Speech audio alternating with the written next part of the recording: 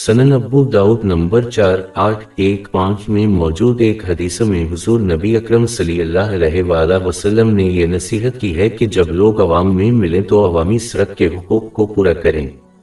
اس حدیث میں سب سے پہلی بات یہ ہے کہ مسلمان اپنی نگاہیں نیچی رکھیں اور ان چیزوں کی طرف نہ دیکھیں جو ان کے لیے حرام ہیں۔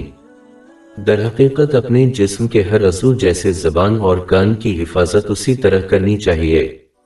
اس حدیث میں اگلی چیز جو نصیحت کی گئی ہے وہ یہ ہے کہ اپنے نقصان کو دوسروں سے دور رکھیں۔ اس میں تقریر کی صورت میں دونوں نقصانات شامل ہیں، جیسے کہ بد زبانی اور غیبت کرنا اور جسمانی حرکات سے ہونے والا نقصان۔ در حقیقت کوئی شخص اس وقت تک سچا مومن نہیں ہو سکتا جب تک کہ وہ اپنے جسمانی اور زبانی نقصان کو لوگوں اور ان کے مال سے دور نہ رکھے۔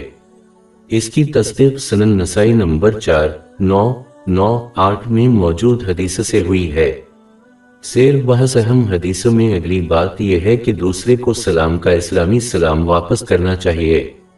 اس میں اپنے الفاظ کے ذریعے اسلامی سلام کا آغاز کرنا اور دوسروں کو اپنے عمل سے امن کا اظہار کرنا شامل ہے۔ کسی کی باتوں سے دوسروں کو سکون پہنچانا اور پھر اپنے عمل سے نقصان پہنچانا خالص منافقت ہے۔ آخر میں زیر بحث مرکزی حدیث مسلم کو نیکی کا حکم دینے اور برائی سے منع کرنے کی تلقین کرتی ہے۔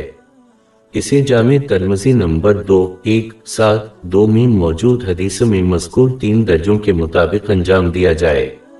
اعلیٰ ترین درجہ یہ ہے کہ اسے حدود شریعت کے اندر رہتے ہوئے کیا جائے۔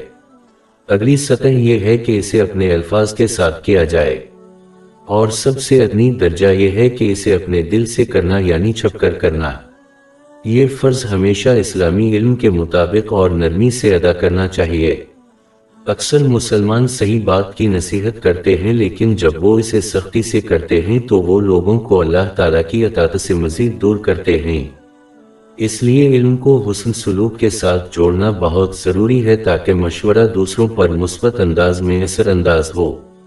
نتیجہ اخذ کرنے کے لیے یہ نوٹ کرنا ضروری ہے کہ ایک مسلمان کو ان خصوصیات کو اپنانا چاہیے اور تمام لوگوں کے لیے ظاہر کرنا چاہیے، چاہے وہ کسی بھی مذہب سے ہو۔